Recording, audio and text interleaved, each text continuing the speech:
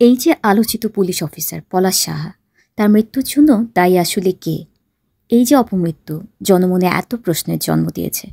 মৃত্যুর 23 দিন পরও যার প্রতি আগ্রহ মানুষের এক বিন্দু কমেনি, বরং বেড়েই চলেছে। বারবার শুধু মানুষের তাকে দেখে আবেগে ভাসছে, কান্না আসছে। এই ঘটনার জন্য কি তার মা দায়ী নাকি তার স্ত্রী দায়ী? এটাই তো সবার মনে এখন কোটি টাকার প্রশ্ন, তাই না? কিন্তু আমি যদি বলি মাও দায়ী নয়, আবার বউ দায়ী নয়, দায়ী অন্য একজন। একটু ঘুরে দাঁড়াবেন, তাই না দর্শক? হ্যাঁ, দায়ী কিন্তু পলাশ নিজেই।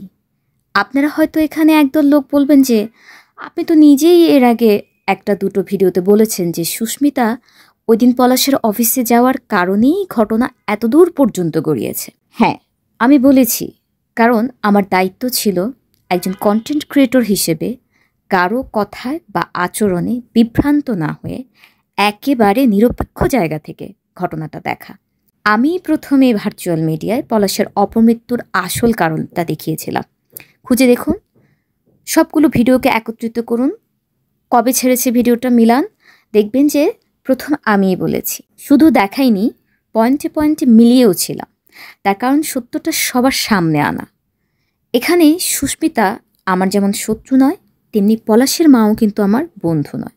একেবারেই নিরপেক্ষ থেকে দেখলে সেদিন এটাই ঘটেছিল। কিন্তু ঘটনার পেছনেও অনেক ঘটনা থাকে যেটা আমাদের কান পর্যন্ত পৌঁছায় না, বা আমরা যেটা কল্পনাও করতে পারি না। আমাদেরকে সেই ঘটনাগুলো খুঁজে বের করতে হবে। এই যে বিনয়ী, নম্র, ভদ্র, মেধাবী পলাশ সাহা, তিনি এভাবে নিজের জীবন না দিয়েও অন্য অনেক পন্থা বেছে নিতে পারতেন। কারণ দেশের প্রচলিত আইন অনুযায়ী যদি বউ খারাপ হতো, সুস্মিতাকে সে ডিভোর্স দিতে পারত, কিন্তু তিনি তা দেননি। এতে এটাই প্রমাণিত হয় বউকে তিনি ভালোবাসতেন।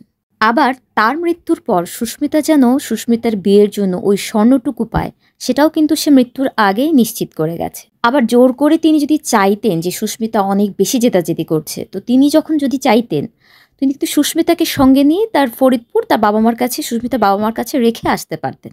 সেটাও কিন্তু পলাশ করেননি। তার মানে কি দাঁড়ায়? সুস্মিতাকে তিনি চোখে হারাতেন। এখন এখানেও একদল আবার আমাকে এসে প্রশ্ন করবেন বা আমাকে জানাবেন বা অবজেকশন দেবেন, এতই যদি পলাশ সুস্মিতাকে ভালোবাসতো, তাহলে সারা জীবনের জন্য হাতটা ধরে সারা জীবনের ভাত কাপড়ের দায়িত্ব নিয়ে কেন একলা এভাবে সুস্মিতাকে একা করে দিয়ে চলে গেল? দেখুন, এতদিন পলাশকে বুঝে আমি সেভাবেই কিন্তু ভিডিওগুলো সাজিয়েছি। আমি সুস্মিতাকেও বুঝতে চাইনি, পলাশের মাকেও বুঝতে চাইনি। কারণ আমার কাছে মনে হয়েছে এখানে বা এই ঘটনায় সবচাইতে বড় ভিকটিম যে, বা সবচাইতে বেশি যে ক্ষতিগ্রস্ত হয়েছে, সে কিন্তু পলাশ নিজেই। কারণ সে নিজের জীবনের উপর বাজি ধরেছে, তার জীবনটা খোয়া গেছে, না ফেরার দেশে চলে গেছে একজন মানুষ। এ পৃথিবীতে গরম লাগলে পাখা আছে, ক্ষুধা লাগলে খাবার আছে, একা লাগলে বন্ধু স্বজন আছে, কিন্তু ওই জগতে কিন্তু এই সিস্টেম নেই। তাই ওই জগৎটা সবচাইতে বেশি কঠিন।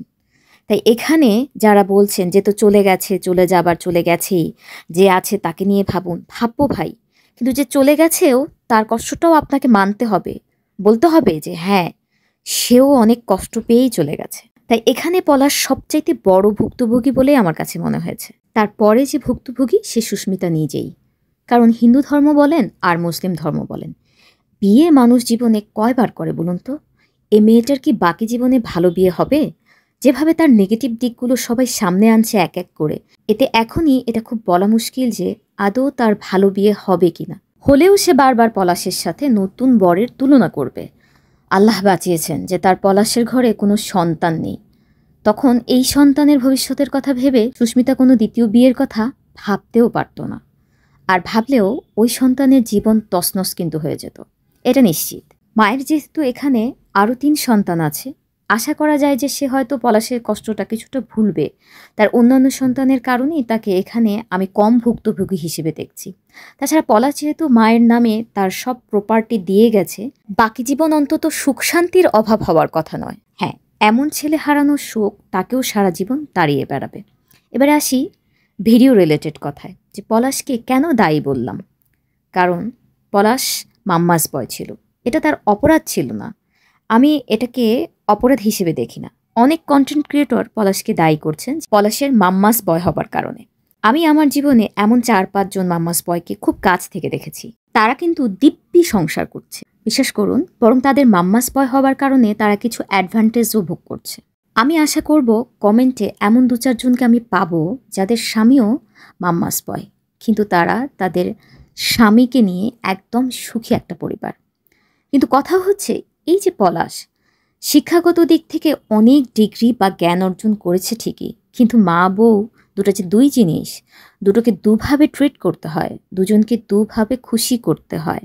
এই দুই নারীকে যে একই মন্ত্রে হ্যান্ডেল করা যায় না, সেটা পলাশ বুঝতে পারেনি। মা যখন তাকে বউকে ডিভোর্স দেওয়ার কথা বলে প্যারা দিচ্ছিল, তখন সে মাকে ছেড়ে দূরে কোনো এক জায়গায় গিয়ে থাকতে পারত। অথবা সুস্মিতাও যখন শেষের দিকে তার সঙ্গে হার্ডলাইনে চলে গেল, তখন সে সুস্মিতাকেও জোর করে হলেও সুস্মিতার মায়ের কাছে পাঠিয়ে দিতে পারত ফরিদপুর। দুজনের কাছ থেকে কিছুদিনের জন্য সরে গিয়ে পলাশ একাকিত্ব একটু সময় কাটাতে পারত, ভাবার সুযোগ পেত অন্তত। পলাশের মূল সমস্যা ছিল পলাশ ব্যালেন্স করতে জানতো না। এটাই পলাশের মূল সমস্যা। আপনি সংসার জীবনে দেখবেন যে মায়েদের খুশি করতে এক ধরনের জিনিস লাগে, আবার বউকে খুশি করতে আরেক ধরনের জিনিস লাগে। এই দুই ভাইটাল নারীকে দুভাবে ম্যানেজ করতে হয়। পুরুষ মানুষ ছোটবেলা থেকে অনেক দায়িত্ব নিতে শিখে বা নেয়, আল্লাহ তাকে সেভাবেই সৃষ্টি করেছেন।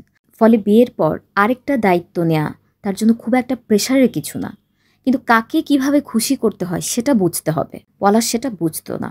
অতিরিক্ত চাপা স্বভাবের হওয়ায় মাকেও তার অসন্তুষ্টিটা বুঝতে দিত না, আর বউকেও হয়তো সে হ্যান্ডেল করতে পারতো না। বউর অভিমানটা বুঝতো না, অভিমানের জায়গাটা বুঝতো না, কিভাবে খুশি করতে হবে বুঝতো না। আর আমি আজকে পলাশের মা আরতি সাহাকে বলবো, এই বিস্ফোরণ তো সেদিনের ঘটনার পরদিন ঘটেছে, তাই না? কিন্তু তার আগে যে সুস্মিতাকে ডিভোর্স দেবার কথাটা পলাশ চাপ হিসেবে নিত, বা পলাশ আদৌ তা চাইতো কিনা, মা হিসেবে আপনি এইটুকু বুঝতে পারলেন না?